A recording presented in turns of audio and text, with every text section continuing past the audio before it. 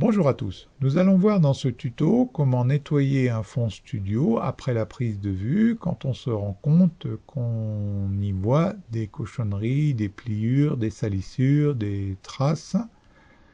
Ici par exemple, alors pour mieux les voir je vais mettre un calque de courbe. Est-ce qu'on les voit un peu mieux? Oui, on voit un peu mieux, bon, pas terrible. Mais on voit qu'il y a quelques petites cochonneries sur ce fond. CTRL 0 plein écran. Bon, j'efface mon calque de courbe. Avec CTRL J, je duplique mon arrière-plan. On va travailler sur la copie. Avec B, les pinceaux, je vais choisir un pinceau pour salir un petit peu plus mon fond, pour que ce soit un peu plus visible. Voilà, celle-ci devrait aller, voilà. Je fais quelques petites traces sur le fond.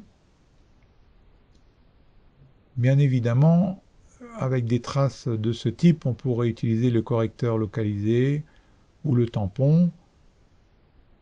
Mais bon, là, je le fais exprès pour voir et tester les différents types de flou qu'on va utiliser. Donc là, on a bien cochonné notre fond.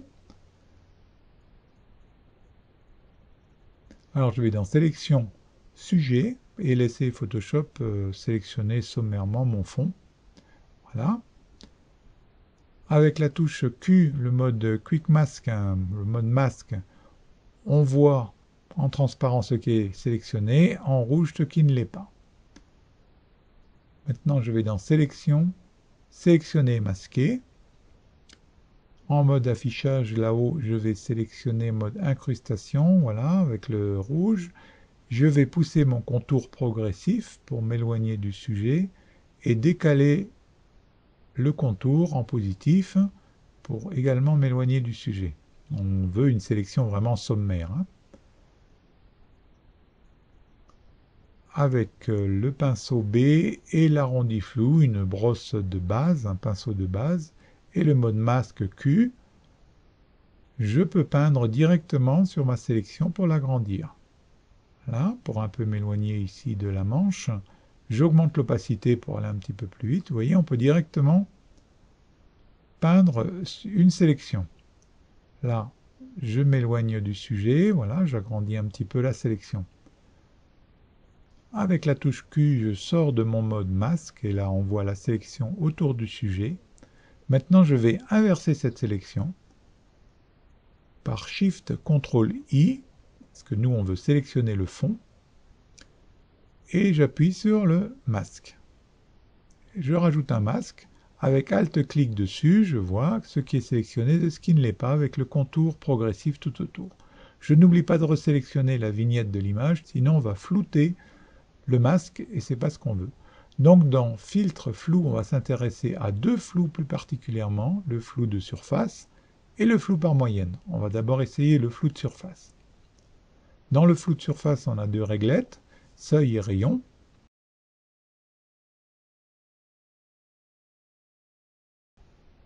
Et le seuil, si on passe à 2, on n'a que deux seuils de flou, on ne voit rien.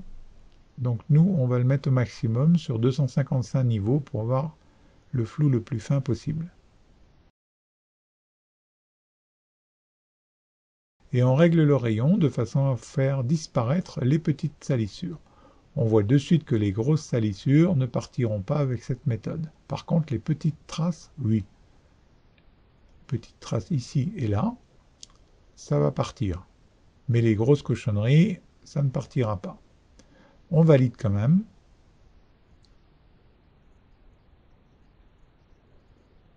Alors, comme déjà dit, évidemment, on pourra utiliser le correcteur ou le tampon pour faire disparaître ces grosses taches. Mais là, c'est juste dans un but d'exemple. On rappelle notre filtre flou, mais cette fois-ci, on va prendre le flou par moyenne, qui est très puissant pour ce type d'usage. Alors à 0, enfin rayon 1 pixel au minimum, on voit qu'il ne se passe rien, et au maximum, tout est flou. Alors si on va trop loin, on voit que le sujet, il déborde, il bave, sur notre fond, ce qu'on souhaite évidemment pas. Donc il faudra voir à partir du moment où le sujet et la sélection bavent sur le fond et il faudra revenir nettement en arrière. Là on voit qu'on a un débordement, donc on vient en dessous de 140, quelque chose comme ça. Là on voit que c'est correct. Notre sujet ne déborde pas. Et on a enlevé toutes les tâches. Je valide par OK. On voit qu'il subsiste encore une grosse tâche ici, alors on peut, et c'est la troisième méthode, faire une correction localisée d'une tâche en particulier. Alors avec le lasso, je sélectionne sommairement ma tâche et je vais dans Sélection, Modifier, Contour progressif. Et là, j'y mets un gros contour progressif. Je pourrais même aller au-delà de 100. Bon, là, je mets 100. Avec le mode Q, mode masque, on voit ce qu'on a sélectionné. Et on retourne dans Filtre, Flou, Flou par moyenne.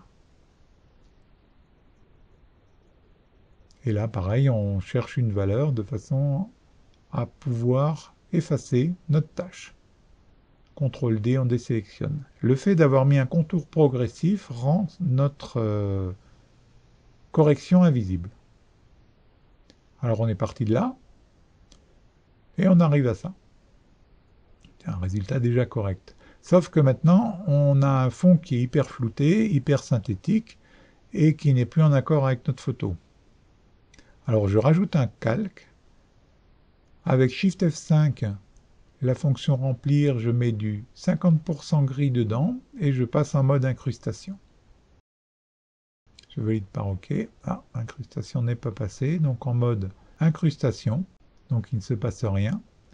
Je clique droit et je choisis convertir en objet dynamique, comme ça je vais pouvoir modifier le bruit que je vais rajouter dessus. Et j'appelle filtre, bruit, ajout de bruit. Alors je zoome dans l'image pour voir ce qu'on a. Ah, là je m'aperçois que j'annule l'action, je floute toute l'image au complet.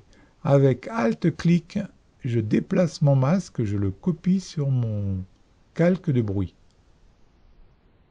Je rappelle filtre, bruit, ajout de bruit. Et là, je vais effectivement rajouter du bruit que sur la partie que j'ai floutée précédemment, comme c'est le même masque. Et dans la partie qui est justement floutée, je rajoute un petit peu de bruit, pas trop, juste un petit peu pour que ça fasse pas trop synthétique, trop plastique. CTRL 0, plein écran, et voilà, on a un beau fond bien propre, bien net, bruité, bien normal. On peut passer en mode lumière tamisée pour avoir un effet plus doux, ou en mode incrustation pour un effet un petit peu plus fort, et évidemment on peut régler l'opacité pour finir.